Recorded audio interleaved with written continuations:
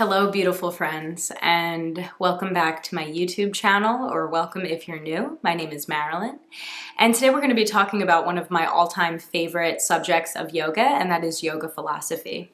I hope to do more videos on philosophy on this channel, so definitely stay tuned and just keep your eyes open. And if you're interested in these videos, definitely comment or message me just letting me know that you want more videos. If you're local, I'm opening up for my yoga teacher training a section for the philosophy for anyone to attend. So if you're interested in learning more about yoga philosophy, but you don't necessarily want to become a yoga teacher, also reach out to me and I'll tell you more details. And then if you're interested in becoming a yoga teacher, I am beginning my 200-hour yoga teacher training starting February 2025, and there are still spots available and still time to sign up. So again, message me if you're interested and you want more information. And of course, for now, that is for my local friends. But this video will be great for anyone watching from anywhere because we're going to cover today one of the major themes and philosophies of yoga. And these are the yamas and the niyamas. This is a very rich philosophy, but it's also very simple. So that's what I love about it. And we can go super deep in Patanjali's philosophy, but like I said, for the sake of simplicity and for the beginner, I'm going to try to share with you these philosophies very simple and digestible because that's how they were shared to me. I have an extensive yoga philosophy background in all different yoga philosophies, but I love Patanjali's because it stands the test of time, and most yoga teachers, and I would say most yoga practitioners, have probably heard of the Yamas and the Niyamas, and even Patanjali's Yoga Sutras in general. Patanjali's Yoga Sutras has 8 limbs of yoga included in the sutras. And these are 8 steps to reaching your highest selves. There's definitely debate on what that actually means. So in another video, I can do a real deep dive on Patanjali's philosophy. But just for the sake of simplicity, these are the 8 steps to reach to your highest selves. So today we're going to be talking about 2 out of the 8 limbs of yoga, the 8 steps. And these first 2 have 5 different steps within each of them to help us attain that enlightenment. So again, it's a lot. There's a lot of richness in this, and I hope you enjoy learning about this stuff. So the yamas and the niyamas are the first 2 limbs of Patanjali's Yoga Sutras. And these 2 limbs are guidelines that deal with moral and ethical codes, how we show up in the world to other people and living beings and the earth herself, and then also how we show up for ourselves, so aspects of self-care and self-preservation. So the yamas are how we show up to the world, how we're treating other people, how we are serving others, how we are giving back to this planet in general. And then the niyamas are self-observances. So these are different practices that a yogi is invited to follow in order for them to feel their best.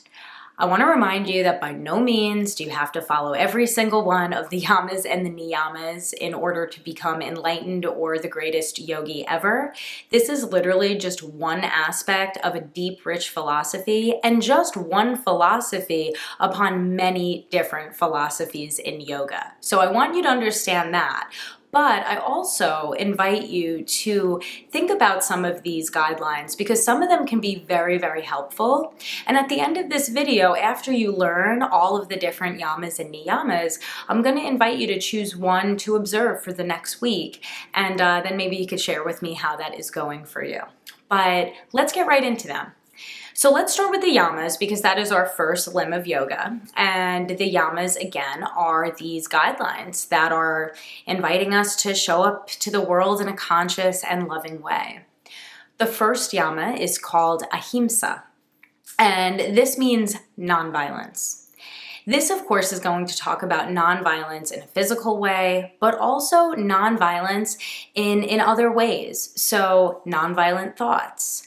Nonviolent thoughts not only towards other people, but towards yourself and others.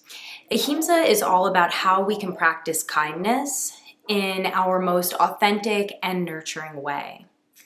The next yama is Satya, which means truthfulness.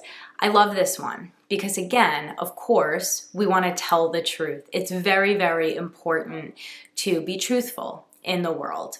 And one of my teachers recently said something, and she said there's a quote that goes, "Say what you mean, but don't say it mean." Because sometimes when we get on Satya and truthfulness and like, oh, I'm going to just speak my truth to the world, it can go awry if you're not being kind. So if you're not practicing Ahimsa along with speaking your truth, but it's definitely important to speak your truth and to live your most authentic life.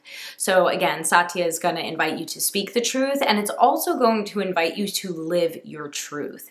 And again, sometimes we have to take certain steps in order to start living our truths or even find out what our truths are. But I think this is a great yama to follow because it really invites you to contemplate within yourself, what is my truth? The next yama is Asteya, and this means non-stealing. There's many ways we can steal from each other. And of course, it's going to talk about the basic do not steal physical items from people or stores or whatever the case. So that's an obvious. But there's a lot of other ways we can steal. You know, stealing someone's time, stealing your own time. We could steal ideas from people or just not give credit where credit is due. So Asteya, I think, is such a great yama to practice because it reminds us, again, to be truthful, to be authentic, and to be kind to others. Before we continue, I want to remind you that these yamas and the niyamas, they all build off on one another. So as you're practicing one, which I'll invite you to do later in the video, you'll see how the others kind of lend themselves to that one yama or niyama. The next yama is Brahmacharya. This one is, I want to just be frank. So the original version of Brahmacharya means practicing abstinence. So practicing non-sexual relationships unless, you were married. And that's just how it was back then and back in this time. So I do want to say that just to be truthful and honoring the original practice. We now in the Western world and in our modern society have reclaimed Brahmacharya to be talking more about doing things in moderation, which I think is also a great definition of it because a lot of times not everything is so bad for us, but if we overeat or we do too much of something, overwatch TV, right? Binge watch a TV show, a lot of those times it can have an adverse effect. So I don't really think necessarily anything's that bad for you, but as long as you're doing it in moderation, you're going to be okay. So moderation. And I think this is a big one for a lot of us because we have literally the world at our fingertips. And even me, I can definitely tend to scroll on the phone till late hours of the night instead of just closing it or reading a book or having some quiet time, right? So we could all practice Brahmacharya in different ways. And of course, these yamas are always going to be self-reflections as well as how we're treating people in the world. The last yama is Aparigraha. And this yama is all about non-attachment. This is such a big one. Again, each yama we can have a full 1 hour discussion about. So I also want to be clear on that. But Aparigraha, in the terms of non-attachment, is huge for a yogi and for a person. We feel that everything is ours. And it's like Gollum with the ring from Lord of the Rings, right? And we become very fixated on what is ours. And I think that can turn into somewhat of a toxic behavior. The truth is we literally can't control much. And life will always throw you curveballs. When you live in a way where you practice non-attachment, you're going to be less disappointed, and you'll also be more open to change or to possibilities that are coming. And I think overall, when you practice non-attachment, you see things in a lighter way, and life almost becomes a little easier.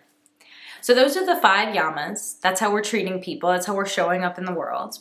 The next are the 5 niyamas. And again, these are our self-observances. So these are how we treat ourselves and what we should do within in order to reach our highest state of consciousness. First niyama is Satya, which means purity, or I like to also say cleanliness. This is huge. And this doesn't just mean like being a clean person, which is also, I mean, come on, we obviously feel better when we take a shower and we feel groomed, but it's not just about that. It's also, what is your space looking like? You know, I used to be someone who was always around clutter, and it's so funny because I never even noticed it. And then once I started to noticing how things would clutter up, or all like my little knickknacks would start getting dusty, I didn't feel like I could concentrate or relax. So Saucha is going to move not only into, you know, your physical body cleanliness, but cleanliness of your spaces, whether that's your home, your work area, your room, or even your car, which I know I'm not the best example of Saucha when it comes to my car, but again, we're all working on these. It doesn't matter how much of a yogi you are. The next niyama is santosha, which I just made a post about on my Instagram, so you could go check that out. There's a more detailed list of what santosha means and why that can help us out a lot. But santosha means contentment. And contentment is so huge, you know, especially again in the world today with our phones and social media and comparing our lives to someone else's life. You know, it's almost like there's never enough and we always want more. And unfortunately, people who, you know, continue to want more and more and more, they end up burning out, or something happens where they do not get what they want. It goes back to, you know, some of the yamas we talked about. But contentment is huge. It's finding the beauty in the mundane, because let's face it, real life day to day isn't always going to be exciting. You know, we can't even create it to be exciting. You could live in the most exciting place in the world and there will still be mundane tasks that have to get done in order for yourself to, again, feel your most vibrant, feel grounded, feel rooted. So I like to talk about santosha in the way where how can we begin to find the mundane sacred? Like when you're washing the dishes or doing the laundry or even going on your morning walk to get coffee. Like where can you find the magic even within those really sacred times? And sometimes the magic in those times are simply just feeling grounded, feeling repetitive, which can be good for the brain and for the nervous system. I know that for sure. Next niyama is tapas. I actually made a whole video on this one recently, so you could look that up. I'll maybe, I don't know, link it somewhere in the video if I figure out how to do that. I love tapas. I made a video about it because it's one of my favorite yamas and niyamas, and it is uplifting discipline. This is huge, and I think I love it for me because I was always the anti-disciplined person and I hated routine. I used to write in my journals, like in the first page, the routine will kill you. Because again, I was young and I wanted a really exciting life and a big life story to tell everybody about when I got older. But again, in reality is, if you want to create a life of freedom or create a life worth living, you need uplifting discipline to do so. You know, everyone even says, as my yoga career is, you know, beginning to get busier and more exciting, you know, some people might think it's easy work because I just teach a yoga class, sometimes 1 or 2 hours a day, but there's so much discipline behind what yoga teachers do, and honestly, behind what so many people do, just in day-to-day lives. And if it wasn't for the discipline I followed and had, I wouldn't be where I am today as a full-time yoga teacher. So uplifting discipline is so key to actually create the life of freedom you want. And having routines and discipline is only going to make you a more grounded, steady, reliable person, but who can also, you know, have some fun. The next niyama is svadhyaya, and this is self-study. This is such an interesting one because I think, you know, I've had so many experiences in life where I was like floored about a person not having self-awareness. And I might sometimes have self-awareness to a fault where I almost feel too, you know, self-critical of what I'm doing or saying.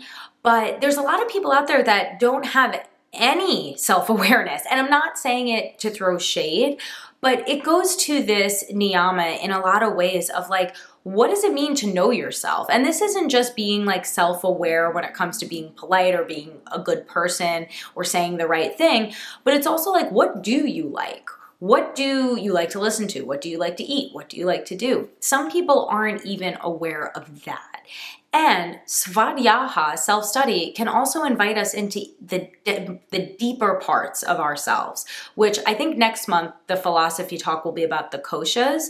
But when you're talking about self-study, it's not even just in the mind. When you go to your yoga practice, you're creating a relationship with your body that you might have not had prior. And that's another form of self-study. Meditation's a form of self-study, right? So we do self-study in a lot of ways, but then sometimes we're so disconnected to our inner world that we wouldn't really know the answers to certain questions like, hey, what do you like to do? Or what does your body feel in this position?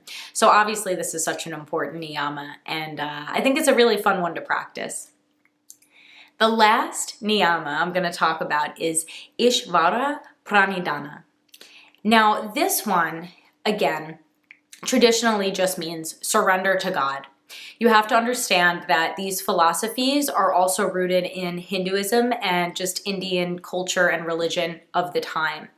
I understand that not everybody resonates with the idea of God, so that's okay. You could also change it to just surrender to life, surrender to the universe, surrender to the mystery. I almost cursed, but surrender to the mystery. One of my favorite quotes from one of my new favorite shows called The Leftovers. It's an old show from like 2011, but I probably already talked about it on this channel like 6 times. But the whole premise of that show is kind of just this underlying theme of letting the mystery be. And it's just such a powerful thing. You know, again, this goes back to some of the yamas that we spoke about, but we tend to want so much control over life, and we think we can map out our year as if, again, we have any control of what's going to happen. And I think for so many of us, the pandemic really showed us that, you know, you can have this whole idea of what you're going to be doing in 3 months or 6 months, but at the end of the day, you never know. And it goes back to the idea of non-attachment, I think, really well, because when we feel like we need to control everything, it's just going to set us up for failure and disaster because, again, you learn very quickly in life that you cannot control everything.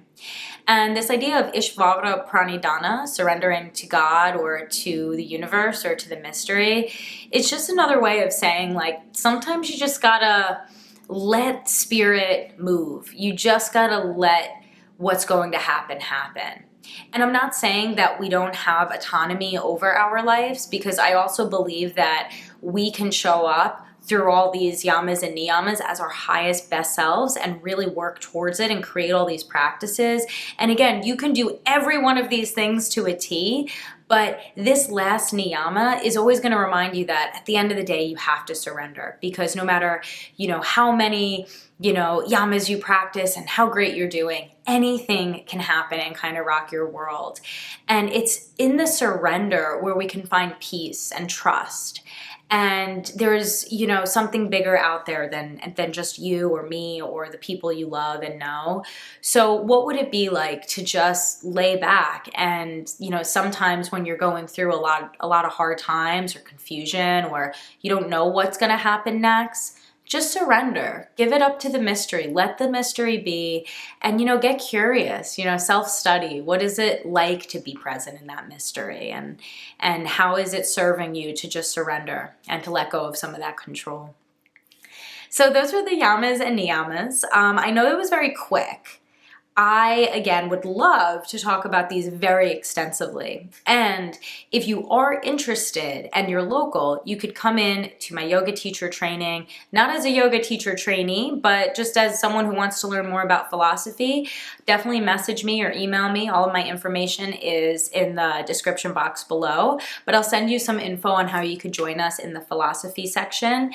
And if you're interested in becoming a yoga teacher, like I said, my 200-hour training is starting in February 2025, and we go over all different philosophies, but this one very, very extensively. I'm also going to definitely create more videos and more content on my Instagram, which will explain this specific philosophy more in depth. So definitely check those pages or follow them if you don't already do. And I thank you so much for watching this video and getting to the end. And I hope to see you in the next video. So have a beautiful day or evening wherever you are. Namaste.